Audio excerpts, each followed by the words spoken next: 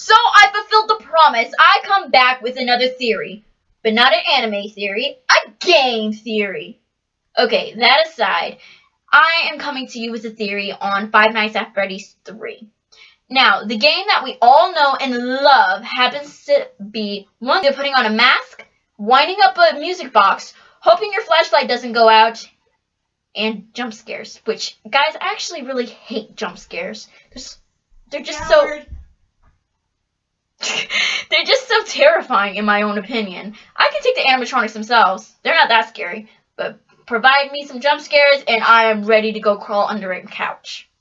But that, thankfully, isn't the reason why I'm playing this game. No, I am playing this game simply because I love the story. It's a tragic tale of 5 children who are brutally murdered and stuffed into suits. Presumably by Phone Guy. And if you have no idea what this theory is about, then go here to MatPat's channel. He'll explain it to you. There's the link. I'll just wait for you to watch it. You know, that's why I brought it up. Okay, I'm done waiting on you. So, today we're talking about a particular theory of mine that involves also MatPat's theory. That's why I brought up the link. Now, assuming that you watch MatPat's theory, then you can say that Phone Guy is the murderer. But I don't believe that. I personally believe that, yes, Phone Guy has something to do with the new horror attraction. The horror attraction firmly involves an animatronic that looks like a messed up version of every single animatronic that's ever existed in these games. Yes, I can admit this probably is another child that was stuffed into a suit. Or is it? Well, first off, let's talk about Phone Guy. I don't believe he murdered the children. I personally believe that Phone Guy actually staged his death. Now, please watch.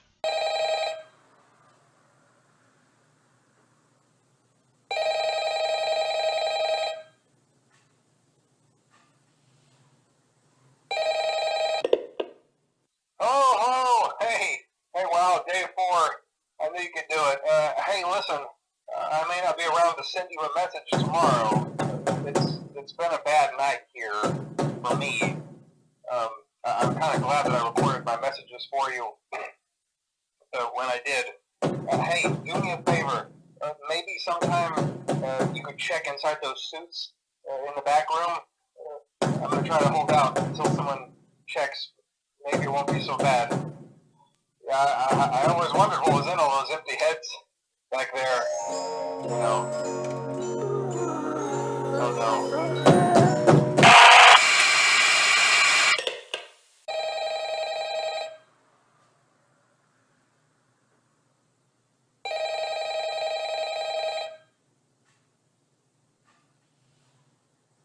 You heard that?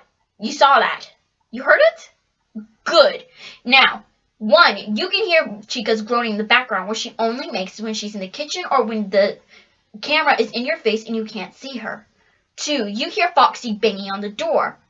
Now, why would you hear Foxy banging on the door already if Chica's already in the room? You should be on the dead screen. But number 3 is the most interesting. The fact that you can hear Freddy's jingle going on. Now, all of us know if Freddy's jingle is going on, then that means you're already dead. Or you better be hoping that 6 o'clock is coming. That means power is out. But why is Foxy banging on the door if the power is out? And why is Chica groaning? Game over screen should have came by 3 people. Which leads me to believe that all these sounds were recorded during various nights. And all Phone Guy had to do was put it on the 4th night to make us believe that he died.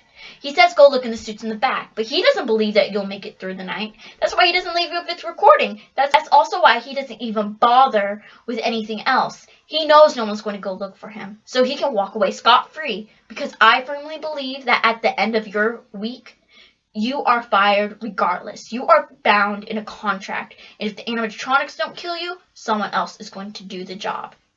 Now, with that being said, what does Phone Guy have to do with the new set? Personally, I believe that he is the one creating the new theme park. Okay, it's not a theme park, it's a horror attraction, but the same thing, right? Both of them have things that terrify you. For me, it's heights and fast things. My rant aside, this horror attraction is being created by Phone Guy. It is his way to get recompense after all of the horrors he had to endure. Because remember, guys, he wasn't just the guard for the place that we start at in number 1. He was also way before the bite of 1987, guys. So that leads us to believe that all those years of terror and horror that he had to endure, he wants payback for. And unlike our ugly animatronics, he can't go around murdering people to get it. So instead, he's going to use the Five Nights at Freddy's name, or Freddy Fazbear name, and get him money. Because now it's been 30 years. Because unless you'll look like a racist, most things where people are brutally murdered, you can make fun of after a few years.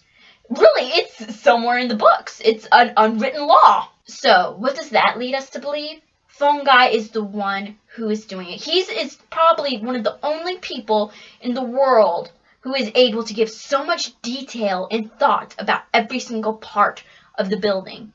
Now, you could say, oh, what about the detectives? Or, what about the old employees?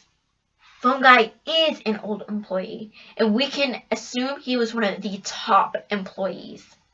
Why is that? Well, one, he's helping all the time with whoever the night guard is for whichever game you're playing, go through his shift. He is in charge of all this. So by him more than likely being the one that was asked the questions, not the actual lower down people. That way the flow of information got cut. If the company was involved in the murders, that way they can have their higher up clones being allowed to say certain things that are orchestrated by the mouth of the word of the CEO of Freddy Fazbear's. Now, with that being said, what does that have to do with the 6th animatronic? I personally believe that the 6th animatronic is in fact the suit that Phone Guy refers to as the yellow one. Now, for all of us, we believe that it happens to be Golden Freddy. After all, he's yellow. Aside from Chica, who else are you going to move to? And there was Toy Chica. She wouldn't have been the yellow suit that anyone was talking about. And the other, in Chica, she was in parts. Shambles even. Well, that doesn't mean that there could have been another suit. We can actually confirm this by, if you look in the game, you can see Shadow Bonnie. Now, we call him Shadow Bonnie, but for all we know, that could be the yellow suit, just clothed in black. Now, why is this new animatronic haunting if it's a whole nother suit entirely? I believe that the animatronics did get their revenge, and they stuffed the disgusting murder into the yellow suit that you know of as the 6th animatronic. Now, the 6th animatronic is haunting, and instead of being able to murder cute and adorable and bratty children, he's murdering anybody else just to get revenge because of other animatronics already murdering him and atoning for the crime that he created. Or it could be something else entirely because, you know, Scott, he likes blowing our minds. But who knows? In the end, it's all just horror. Well, you liked this video? You did? That's awesome! Then click the like button, please. Thank you! Would you like me to do another theory based off of a video game? Then let me know in the comments. It can be just about anything because, guys, I really love video games. And just to make sure that I go through with this, click the subscribe button. That way, I actually can get your videos into your inbox, and you can know I fulfilled my promise. And on top of that, let me know in the comments what your idea is about the newest FNAF game. Because, guys, I just really can't wait for this game. I want someone to take out this game right now so I can play it, so I can just go, oh gosh, the end of an awesome story. I really do. And now, enough with my rambling. See you guys!